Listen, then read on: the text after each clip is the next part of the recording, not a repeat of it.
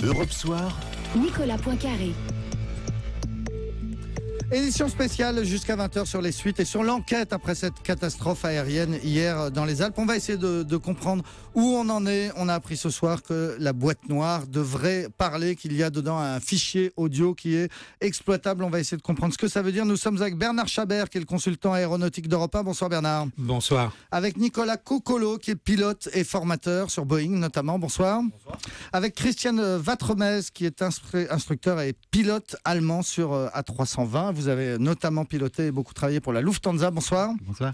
Et on va revenir donc sur tout ce que l'on sait sur les premières déclarations cet après-midi du BEA. On parlera aussi de l'A320, cet avion star mais bourré d'informatique. On se posera quelques questions sur cet appareil. D'abord, on va faire un tour sur les lieux de la catastrophe à Seynes-les-Alpes pour retrouver un de nos envoyés spéciaux, Sébastien Krebs. Bonsoir Sébastien.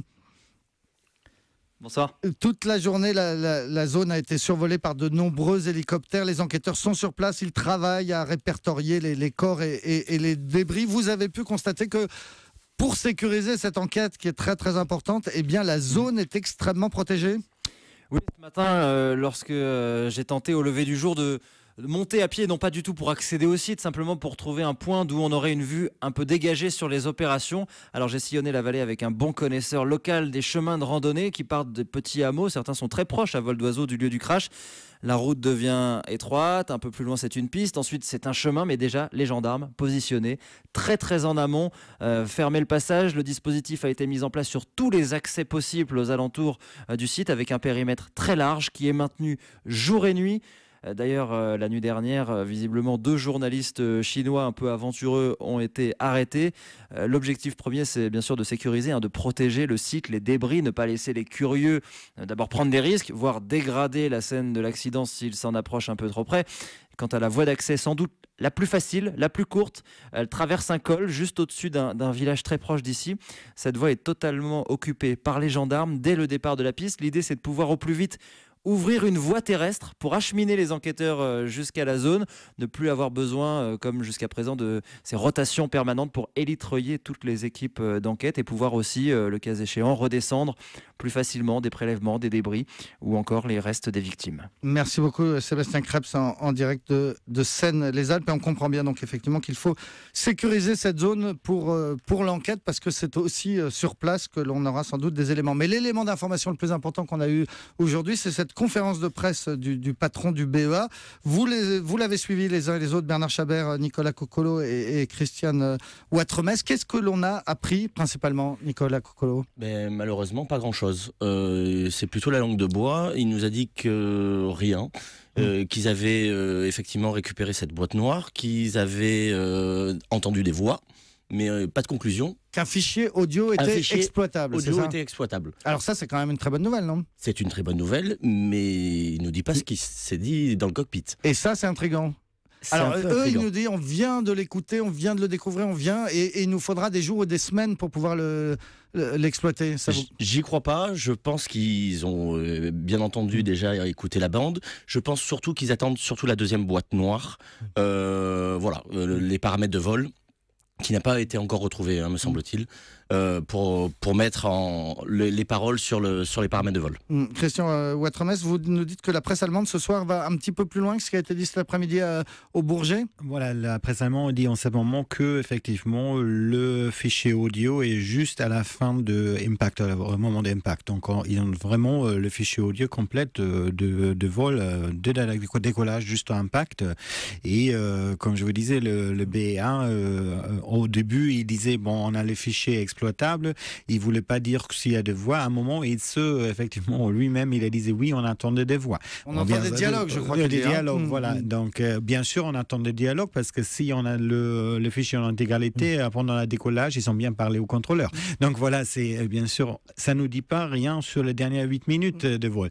Et je suis comme mon confrère là, je dis bien sûr, ils ont bien écouté le fichier déjà et sûrement ils sont sautés sur les dernières 10 minutes de vol pour voit exactement qu'est-ce que c'était dit ou pas dit dans le cockpit et quelle brisante est là. Donc vous pensez l'un et l'autre qu'en ce moment au BEA, il y a des enquêteurs qui savent, mais pour des raisons d'enquête, pour des raisons de prudence, qui ne le disent pas encore. Tout à fait. Bernard Chabert, qu'est-ce que vous en dites ? La même chose, c'est-à-dire que c'est un peu l'habitude du BEA. Le BEA a pour habitude de dire tiens, par exemple, on a trouvé une boîte noire. Dans cette boîte noire, il y a des éléments qui vont nous permettre de travailler, mais ça va prendre du temps. C'est toujours la même chose, ça a toujours été comme ça. Mais d'un autre côté, ils ont peut-être raison aussi, parce que courir trop vite à certaines conclusions n'est pas nécessairement la meilleure chose à faire. Donc, ils sont prudents, ils ont cette habitude, c'est une façon de faire. Le BEA est connu à travers la planète entière pour la qualité de son travail, et donc, laissons-les faire et prenons patience. Voilà, nous, c'est vrai qu'on est impatients de savoir exactement ce qui s'est dit dans nous, on voudrait tout de suite. Même si on a des idées, eux, ils savent mieux que nous. Il a quand même donné quelques informations de plus, le patron du BEA, Bernard. C'est que d'abord, l'hypothèse de l'explosion en vol, ça on s'en doutait depuis hier, elle est exclue. Oui, mais il a enfoncé toutes les portes ouvertes de ce côté-là. Quand il dit l'avion a volé jusqu'à l'impact, c'est bien évident qu'il a volé jusqu'à l'impact. Il n'y a qu'à regarder tous les sites comme Flight Radar et ils vont vous dire la vitesse de l'avion à l'impact, la vitesse de l'avion pendant la descente, la trajectoire, et tout ça, c'est dans le domaine public désormais.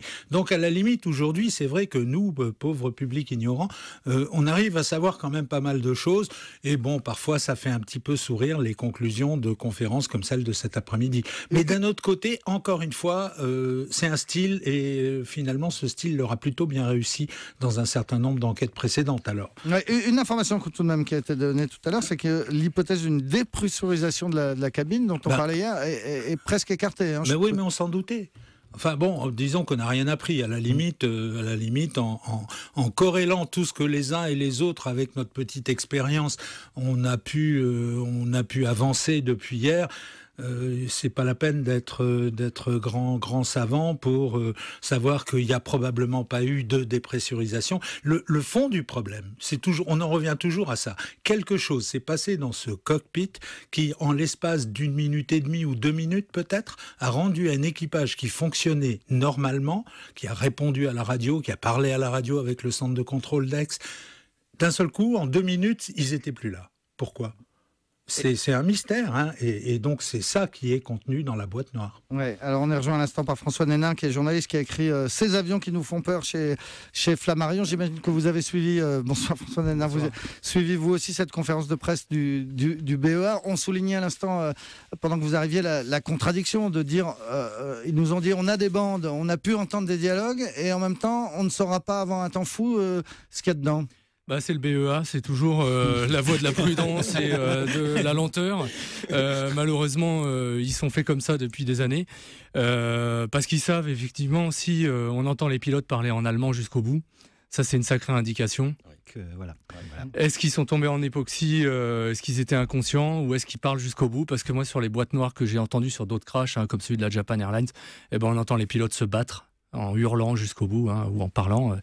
Donc effectivement, le BEA sait des choses, et moi je trouve que par rapport aux familles de victimes, il faudrait quand même communiquer assez rapidement, parce que ça c'est une sacrée indication de savoir s'ils étaient conscients ou pas. Ouais. Mais ce sera peut-être fait, on ne peut pas exclure que dans les heures qui viennent, le BEA se dise ça y est, on a un élément clé, on vous le donne, non ? Ils l'ont déjà.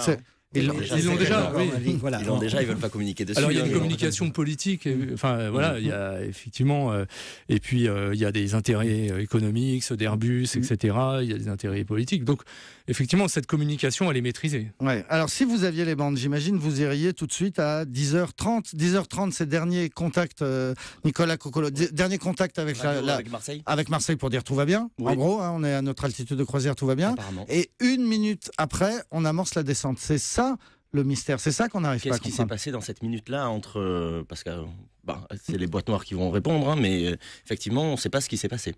Là, il y a vraiment un gros doute. Qu'est-ce qui s'est passé pendant cette minute dans ce cockpit ? Et la bande... Oui, Bernard Chabert. Oui, il faut se poser la question, pourquoi ils ont mis l'avion en descente ? Moi, mon petit avis, qui vaut ce qu'il vaut, c'est que s'ils ont mis l'avion en descente, c'est qu'il y avait quelque chose qui les incitait à descendre pour aller peut-être vers un air plus respirable. Donc, oui, mais bon, je sais pas. Mais si vous avez une descente d'urgence pour une décompression, on passe au manuel. On ne va pas passer à 3500 pieds par minute contrôlé vers la montagne. Donc, je ne parle pas de dépressurisation. 6 000 à 10 000 pieds minute. Je ne parle pas de dépressurisation ni de descente d'urgence. Vous pensez à quoi alors, Bernard? Je ne sais pas, d'une fumée en cabine, un début de fumée en cabine. Mais même chose, la procédure, c'est la même chose. La procédure, c'est la même. On va descendre. Descente d'urgence, fumée cabine, feu cabine. C'est quoi, Nicolas hypoxie. Cocolo, la procédure alors. Vous avez un problème d'intoxication, mettons. La procédure, c'est les masques à oxygène. C'est la première chose à faire, c'est de mettre ces masques à oxygène à pause rapide. C'est des masques qui se mettent en moins de 5 secondes. La descente. Et ça, ça, on l'aura sur la bande audio. Ça, on l'aura. Même s'ils n'en parlent pas entre eux, il y a des micros bruits. dans les masques, on peut communiquer. Donc, voilà. la procédure, et on entendra des bruits. Tout à fait. Ouais. Donc, c'est les masques. C'est la descente d'urgence, effectivement, plus vers 7-8 000 pieds par minute. Et communication avec le contrôle. Et en règle générale, on tourne aussi droite ou gauche pour sortir de la voie. Vous savez, on est sur des routes aériennes. Pour éviter les autres avions qui sont en face, on fait un virage à droite ou à gauche. Moi, j'ai un problème de pressurisation. Je ne vais pas tout droit dans les Alpes. Je fais demi-tour vers Marseille, où il y a moins de montagnes. Je vais vers Nice, je vais vers Toulon. Istres. Istres, n'importe où. Mais en tout cas, je fais pas une descente vers les Alpes. Et alors, cette descente, pour qu'on comprenne bien, on sait qu'elle est très régulière, mais est-ce que c'est forcément en pilote automatique ou est-ce que ça peut être une descente manuelle à ce rythme-là?